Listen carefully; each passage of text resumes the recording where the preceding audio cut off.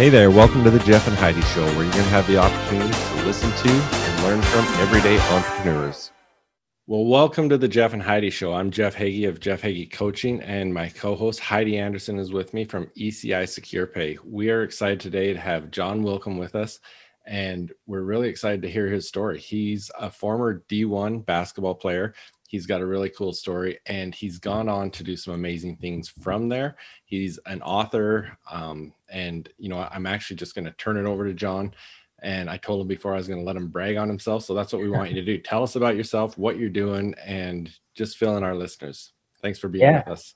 Awesome. I really appreciate you guys having me, and love this opportunity. And you actually had one of my just really great mentors, David Cooks, on your show a few weeks ago. And I had the fortunate circumstances to run into him probably like 20 years ago. And I actually was an assistant basketball coach on his staff. So very cool. Yeah, it's small world. But as you mentioned, I wrote a book that I published it's almost 3 years ago. And I am currently the vice president of business development at an agency. We do a lot of work helping brands launch on Amazon and sell on Target and Walmart and Costco and places like that. And I'm kind of a dabbler. So I started a basketball business that I'll tell you about when I was about 18. And I've got some other kind of just side things that I've worked on with other friends, and I guess you can kind of call them business partners. But I think my philosophy has always just been to keep moving. There's so much to learn out there. The world's changing so fast, and I never really liked being in the same spot for too long. And so that's what attracted me even to listening to your show and some of the various guests, whether it was Dave Cooks or Jim Roddy or folks that I can relate to that way, where they're just doing cool things. And so it's a pleasure to be with you guys today. Well, thank you. That's awesome. And that's funny. On my other podcast today, actually, the day that we're recording this, I actually answered a question that I get asked a lot is, how do I find my passion? And I said, do a lot of things. You got to do a lot of things. You got to dabble. You got to figure those things out. So that's very cool. It also helps to have multiple streams of income, right? Absolutely. For sure. The beauty of all this stuff too is like financial means was never at the tops of my list. I kind of just got involved in things, oftentimes for free. I went back and forth on whether I even wanted to publish this book after I had really written the whole thing, because I just kind of don't know if you want to put yourself out there. And there were a lot of things that I shared that were personal in this book that I thought this would be great for my two daughters to read when they get older. But I'm not sure if I'm comfortable sharing all of this with people I've never met.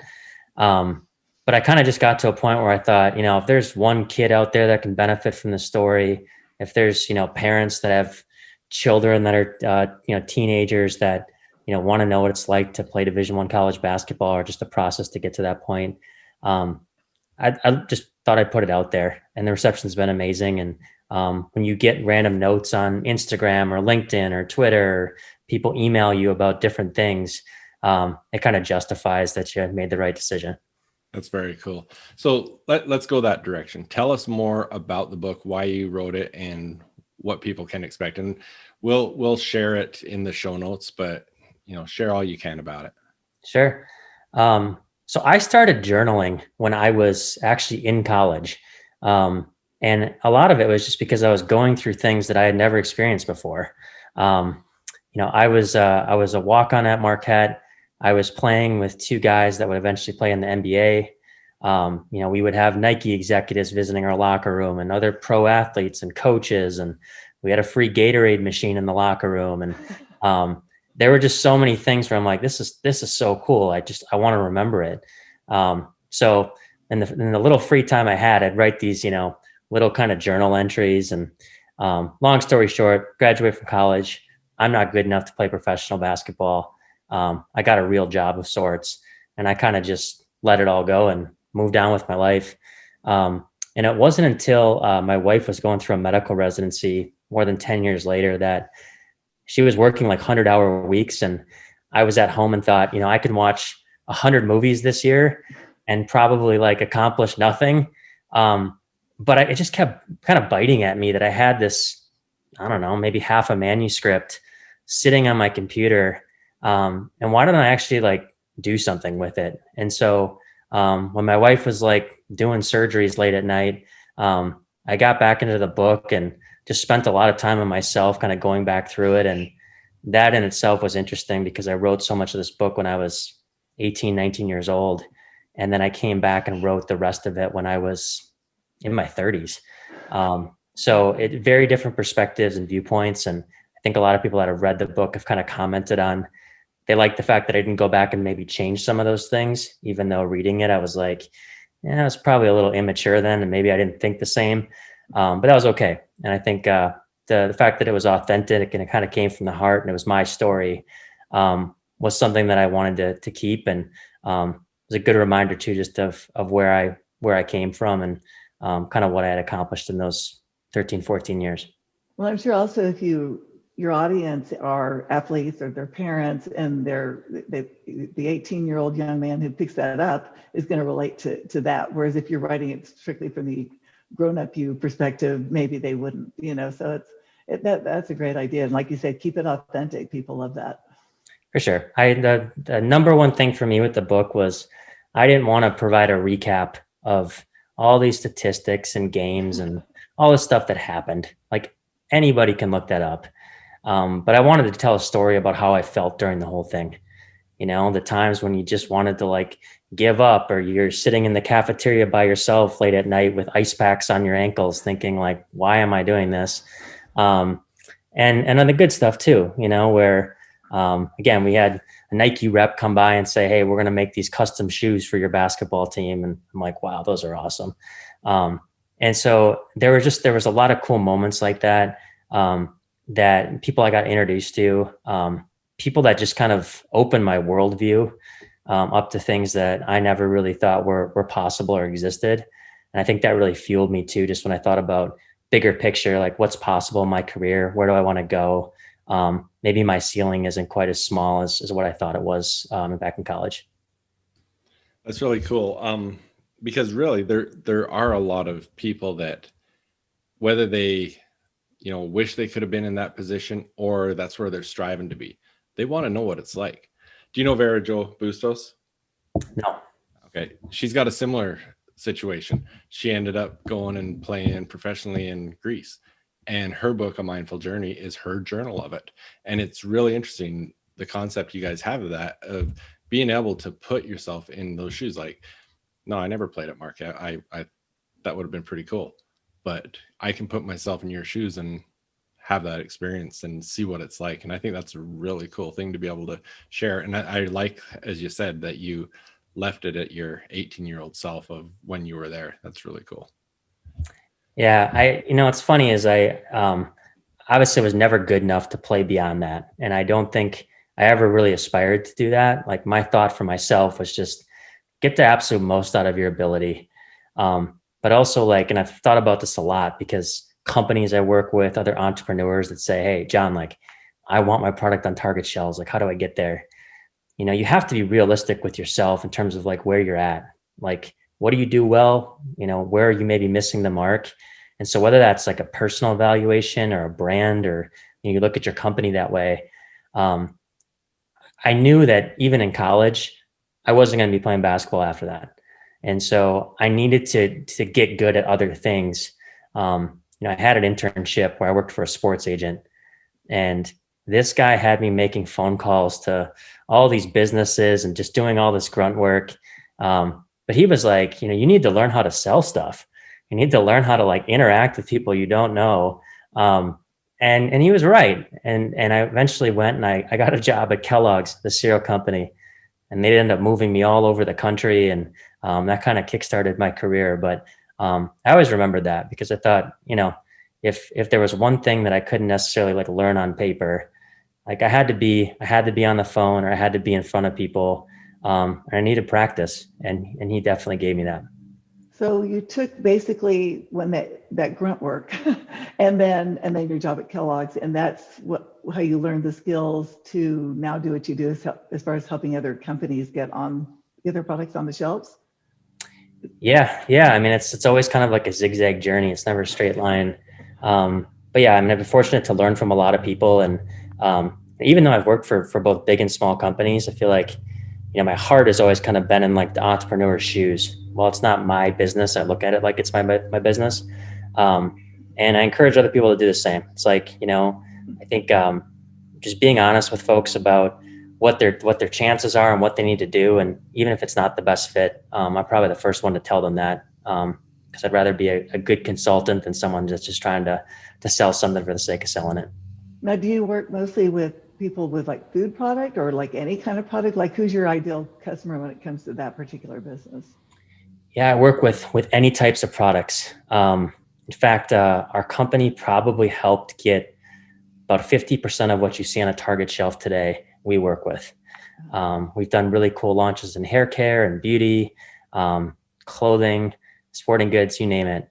But it's pretty cool. The group that I'm with now, we've only been in business 6 years, and to kind of become the biggest in a short amount of time just speaks to kind of the individuals and their mindset and the fact that, you can kind of accomplish anything if you want to. I actually just was having a conversation this morning and talking about how athletics, whether it's basketball or other sports, how there's such a strong correlation between athletics and especially entrepreneurship, but just athletics in life. What are some of the biggest lessons you've learned through your athletic life and playing at the D1 level that have helped you in your business life or helped you in just life in general? Yeah, no, I think one of the first ones is just that you have to get to know people. You can't run the same offense with 10 different teams. I played for coaches like that kind of did that, and it was never successful. But you got to look at the players that you have and just say, like, how do we go to market in the best way with these people's skills and talents and like where they want to go. And then just that mindset of kind of an entrepreneur ownership mindset of like, we're all in this to win together. And if people actually believe that, you'll get there. If you don't, you're going to kind of identify that weakness fairly early on. But I think the biggest thing, and you guys know this, I'm sure from some of your other guests, the amount of hours you have in a day when you play college sports, I mean, you're up at 5 a.m. and you are literally like on a clock till probably 10:30, 11 o'clock at night. Every hour of the day is accounted for. And so when you get done with that, you're kind of just like, what do I do with my time? Because you're just not used to free time. When you have a job from 9 to 5, you're like, this is easy. I went to grad school for 2.5 years at night, where I'd work all day and like go to class at night, study and do it again. And looking back, I was like, it was kind of insane. But people do that all the time. And I just think it's all kind of your mindset and your perspective that allows you to get through that. Now I've got young kids and they're all up all night, and, we have different challenges that way. But I feel like, just looking back and the fact that, you had to be doing things again, from conditioning sessions in the morning to, classes from 8 to noon. We'd have a quick lunch. We'd practice all afternoon. We'd have film sessions and study halls and stuff at night. It really just teaches you to use your time wisely and not to kind of screw around with the time that you have. Now, you mentioned a basketball related business that you started when you're 18. Is that something you still have, and what is it? It's not something I still have. So what was interesting is when I was a senior in high school, I started a basketball camp with some friends. We had about 100 kids come the first year, and we were excited. We're like, wow, this is great. And second year we had like 200. By the third year we had like 400 kids, and we had to rent multiple gyms, and it was crazy. And so by the time I was a senior in high school, we actually started this like basketball camp tour in the Midwest, where we had 13 different cities. We had more than 2,000 kids attend camps. We sold gear. We had this awesome website. We actually started all these traveling teams from 5th to 12th grade for both boys and girls. And that was in 2003. And the crazy thing is, like, it still exists. It's called the Wisconsin Playmakers. I sold the business a long time ago, back to my business partner. But I always look back at that when I see pictures online of these kids wearing these jerseys, even now, I'm like, it's pretty cool that some tiny idea just to get kids involved and give them an opportunity to turn into something so big. That's amazing. How do you, looking at something like that, especially at a young age, there's so many limiting beliefs telling you that's not going to work. And that's something I like to ask people and get different opinions on. How do you get past your limiting beliefs to go after a big goal like that? Yeah, I mean, I think one, I always had kind of an underlying belief just in myself. My own high school coach discouraged me from doing that, saying, you're going to compete with my camp. And I'm like, well, work your camp too and work this one. You want to come work at my camp? But I think it just goes back to that attitude of like, how big are you going to think? And when you start something like that, you're not thinking about 2,000 kids, 4 years later. You're just thinking about, let's put a product out there that's of value to people. And let's do the absolute best job we can. And that was kind of the attitude. And I feel like everything that I've done professionally is kind of the same, where, I had a friend recently that was looking for a new job. And she said, I spend all my time doing the same things every day, but I want to do some of these other things. And it's like, you have to almost get to a point too, where you allow yourself to learn some new things throughout the day, so that, when you go to that next interview, you don't just say, well, if I've done the same things my whole career and I've never like taken any time to learn something new, because you're not going to grow that way. So I think, going back to the camp idea, we saw a few things that we could do better. We put the time in to put together a cool program, and kind of the rest was history. Very cool. One thing I don't know if we did is, will you share with us the name of your book? Yeah, the name of the book is Walkon Warrior. It was kind of a testament to my status on the team. It was also a testament to my dad was a student at Marquette in the 1970s. And in 1977, Marquette won its first and only men's basketball national championship. So my dad was there as a student. It was just a great memory. So when I was a small kid, being able to watch Marquette games was a huge privilege to me. It was one of those like, hey, you can stay up a little later tonight, only if Marquette's on TV. So there was a lot of meaning in not only me going to school there, but just even in writing the book, that I think a lot of people that were on my team that went to school there, they didn't have that same appreciation, because I could have been playing anywhere. But for me, like, I didn't want to just play college basketball. Like, I wanted to play college basketball at Marquette. And so I think that the whole story just meant a bit more to me, based on kind of how I was raised. Now, did your walk-on status ever turn into a scholarship status, or? No. And that's part of it too, is that this wasn't really like a Rudy type story.